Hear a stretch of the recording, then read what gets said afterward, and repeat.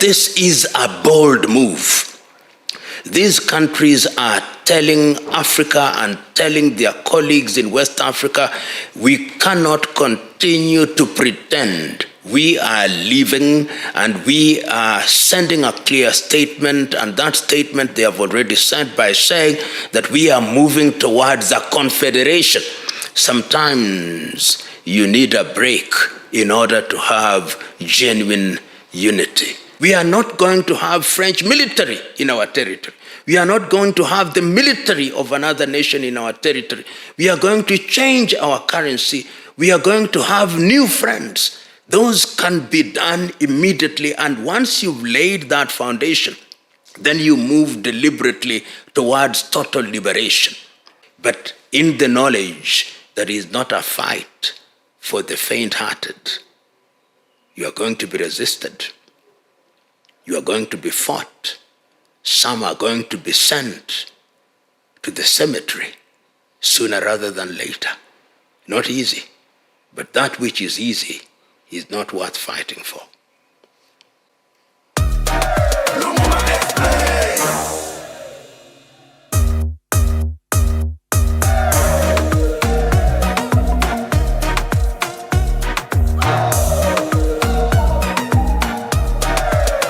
Explains. You know, the situation in the Sahel that is involving Mali, Niger, and Burkina Faso should be a wake-up call to regional African institutions and even African institutions. People join bodies for specific reasons. If you look at the economic community of West African states, and you look at the treaty that creates it, the body was meant to provide a forum under which the countries would enjoy greater political intimacy and economic benefits. And what has happened in the recent past, because of the activities of individual politicians and groups of politicians in Mali, Burkina Faso, and Guinea, there have been changes of government in what in classical terms would be described as unconstitutional changes of government by military personnel. But what is unique is that these changes enjoy popularity on the ground. We have seen thousands, if not millions of people on the ground, and immediately that happened in Burkina Faso, the people celebrated, in Guinea, people celebrated, but when it happened in Niger, we saw ECOWAS issuing threats and instituting sanctions on Niger specifically. And this then called into question, why do you abandon us in our hour of need, complete with closure of borders, those with countries which border Niger? So the decision that has been made by those three countries is informed by the argument, which you cannot fault, that we no longer find value in ECOWAS. And if we joined for specific reasons, we joined in order to enjoy security, we joined in order to enjoy economic benefit, and our friends have turned into bad Samaritans and are no longer good Samaritans, then why should we continue to participate in this organization? It is unfortunate, but understandable. In fact, I've had some individuals who understand Pan-Africanism, in my view, in a totally different sense than I do, saying that this move is not in keeping with Pan-Africanism. Pan-Africanism does not mean that you swallow poison. Pan-Africanism means that you engage in activities that enhance the spirit of Ubuntu and Pan-Africanism in a sustainable manner. So it is true that this is a bold move. These countries are telling Africa and telling their colleagues in West Africa, we cannot continue to pretend We are leaving and we are sending a clear statement, and that statement they have already said by saying that we are moving towards a confederation. Sometimes you need a break in order to have genuine unity. And that is what I understand the leadership in Niger, in Burkina Faso, and in Mali, and by extension even Guinea-Bissau, to be making. Brave move indeed. You know, it is very easy from a sentimental perspective to say, oh, Kenya came, and Kenya became a brother or a sister in need. But we've got to understand the circumstances and the facts. Haiti or Haitians are of African descent. That cannot be denied. The Haitians have suffered since they regained their independence from France. Haitians have suffered since they were effectively occupied by the United States of America. Haitians have continued to suffer under many gangs. Haitians had a dalliance with some kind of democracy during the governorship or the governorship of Jean-Baptiste Aristide. Haiti is suffering. But the question is it not proper that a major power such as the United States in the neighborhood should be the one that is present in Haiti? Is it not proper that those in the neighborhood such as Brazil and other countries are the ones that should be responding to this need? Is it not proper that African Union, as African Union, should be responding rather than Kenya, which has our own security problems internally? These are the questions that we must respond. You cannot let your house burning and you run after rats. And we are saying that the decision by the Kenyan government, however well-intentioned, is one that must be subjected to scrutiny. I refuse to believe that we are the only country that has the capacity, the training, the wherewithal, or even the finances to undertake this very expensive enterprise. The truth is that we are simply the handmaidens of the United States of America, which does not want to have men and women in boots in Port-au-Prince. Individuals will earn allowances, so for their families it will be a good thing. I do not know, but I suspect that the Kenyan government would also derive some pittance of economic benefit, and diplomatically will be deemed and be considered to be the good boys by the United States of America. That is the extent to which I think we'll benefit. But let us be warned, and the Haitians have said so, that they'll ensure that there are body bags returning to Kenya. Haiti is not a walk in the park. This is a country that has been overrun by gangs. Our police officers are not trained to confront that particular environment. They do not understand the environment. Many of them do not understand the language of transaction, which is French. I fear that our young men and women are like lambs being taken to the slaughter. And we, as some would say, had better smell the coffee. Unfortunately, we are bent on going to Haiti. Our government is bent on ensuring that our troops are taken to Haiti, and I hope that we'll not regret. It may be said that there are thousands have gone there possibly to ensure that they are only confined to the area in the capital of Haiti, in Port-au-Prince, and that there will be other support forces.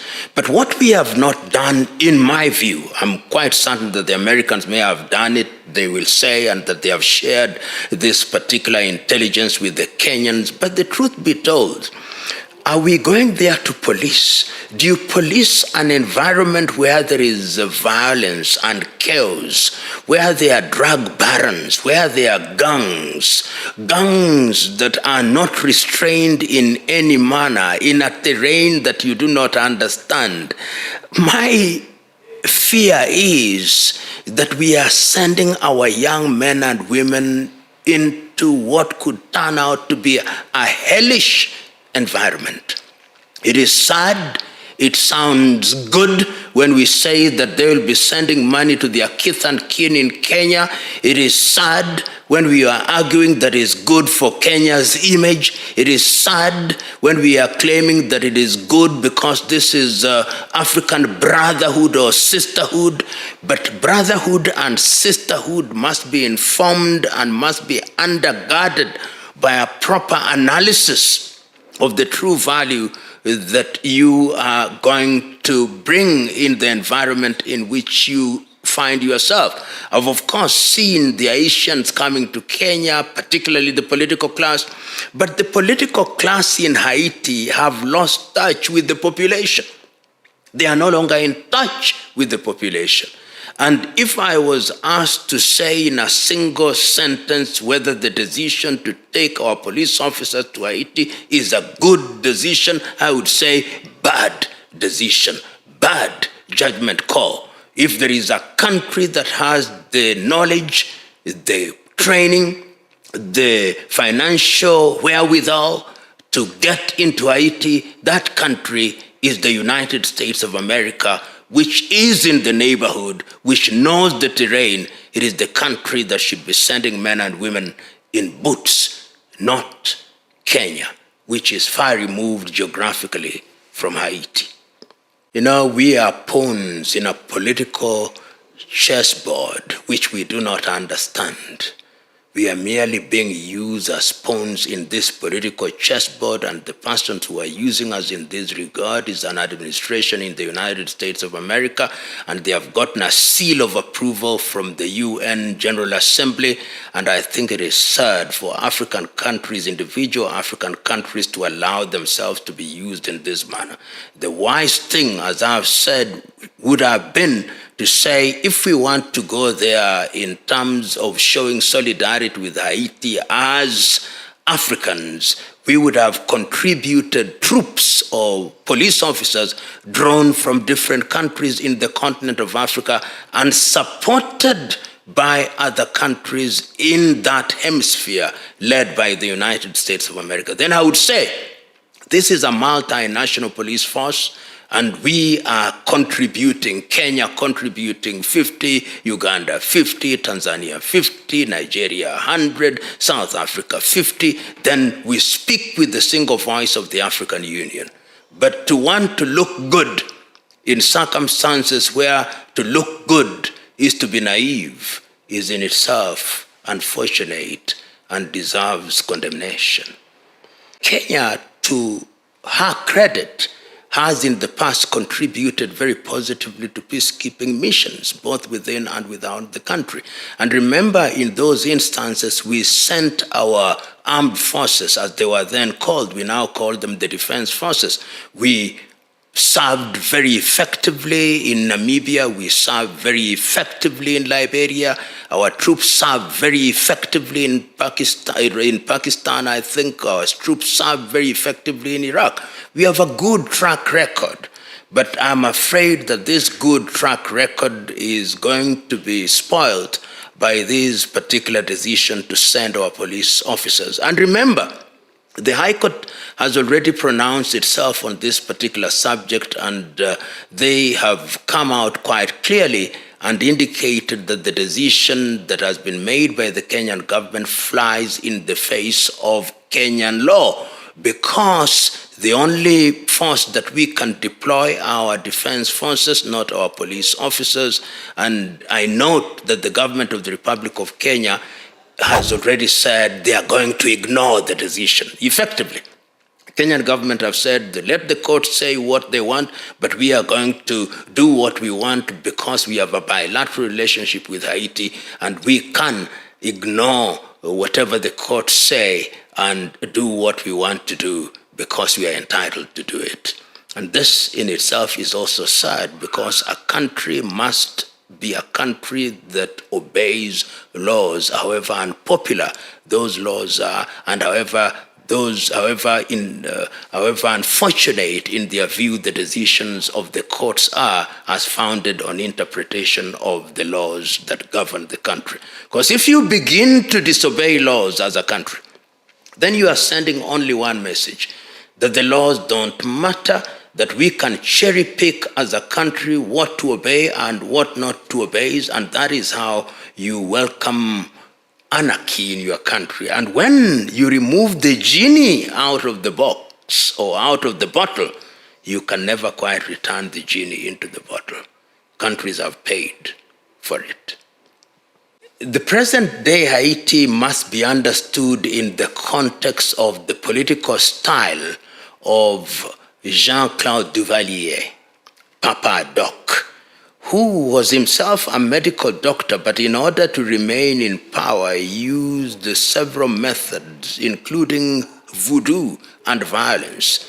You will remember, and those who are familiar with Haitian history will remember the Tonton Macoute, who were used by the Duvalier administration to intimidate opponents, to intimidate the population.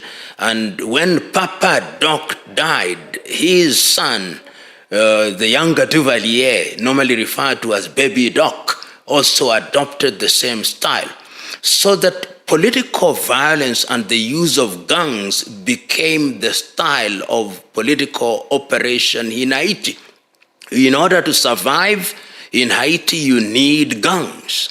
And gangs acquire a life of their own. And when they acquire a life of their own, they become monsters which cannot be controlled even by those who founded them.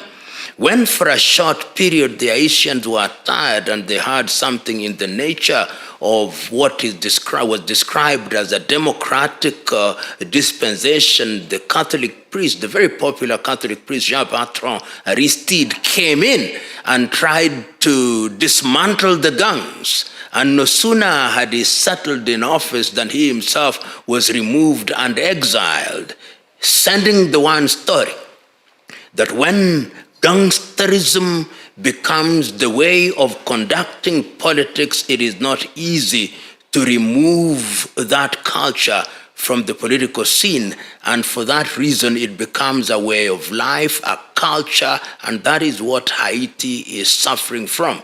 If I was asked, Haiti is a country that is ripe for being made a mandated territory of the United Nations to be governed by an administration appointed by the United Nations for initially a period of 10 years, subject to renewal, so that you destabilize and dismantle the crop of politicians whose mode of operation is violence, and then you can introduce a new political culture which will be responsive to the dictates of good governance and rule of law. Not in the present circumstances. The world is too busy with many things, so that Haiti is not something that is in the focus of the major players in the political arena. So it is not going to happen soon. What is going to happen is that the United Nations and other interested countries periodically are going to enter into these band-aid solutions, such as taking the Kenyan police or some other police to appear to be doing something without addressing the problem. So effectively what we are doing and what the international community is doing to Haiti is to apply what I call band-aid solution to a cancerous problem, dealing with the symptoms rather than the fundamental problem. And as long as you deal with the symptoms without addressing the real problem, then of course the wound continues to fester and people continue to suffer, and the international community continues to pay lip service and to continues to do that which does not solve what needs to be solved. That is the unfortunate situation in Haiti. For Kenya not to have puppeteers, Kenya is a puppet. The puppeteers are the major powers. As regards Haiti, it is the United States of America. and the dominant Western nations. Remember that the colonial project, now neo-colonial project, and given the architecture of international politics and military and economics, countries such as Kenya acting alone are very weak, vulnerable, and susceptible to manipulation. So that when you hear some of us talk about African unity, East African unity, and ultimately African unity, we know that divided and economically and politically and militarily weak as we are, there is nothing we can do. We cannot resist. We are given something, a little carrot, and we run with our tails up because we are indebted, we are weak, we are manipulable, and unless we learn that unity is our salvation and unity of purpose, then we will continue to be puppets. We will continue to be pawns in the political chessboard. Unfortunately, because of the nature of international politics and dynamics, it is not going to be easy to change immediately, but immediate steps can be taken to begin to move away. In fact, what we have seen in Niger, what we have seen in Burkina Faso, what we have seen in Mali to a certain extent, what we have seen in Guinea to a certain extent, tells us that there are things that you can do immediately. Completely say, we are not going to have French military in our territory. We are not going to have the military of another nation in our territory. We are going to change our currency. We are going to have new friends. Those can be done immediately, and once you've laid that foundation, then you move deliberately towards total liberation. But the most important thing is that the decisions made for immediate action must be decisions that are informed by the reality and informed by patriotism, and knowing that those whom you are fighting against will also resist. And you can only resist them if you are organized and if you work in concert. That is the only way that we are going to resist. And we have examples of countries, as I've already indicated, in Africa that have done that. In Tanzania, we were able to see it. When John Joseph Pombe Magufuli became the president, within a very short time, he was making decisions that were going to liberate Tanzania. And even in Rwanda, after the genocide, we saw the RPF Kagame administration saying, we are going to move away. And even recently in Uganda, the administration of President Museveni, having been removed from the circle of blue-eyed boys and girls of the United States of America, is beginning to move away. But in the knowledge that it is not a fight for the faint-hearted. You are going to be resisted. You are going to be fought. Some are going to be sent to the cemetery sooner rather than later. Not easy, but that which is easy is not worth fighting for. LUMUMBA Explains. Do you want to watch more videos like this one? If yes, subscribe to our channel and press the bell icon next to it. We have decided to bring videos on something nobody talks about: African politics, economy, and increasing power. Thanks for watching, and until the next video, stay tuned. Tell us what you think in the comment section. Like and share the video, and subscribe so that you don't miss any of our African videos. It's the best way to support us.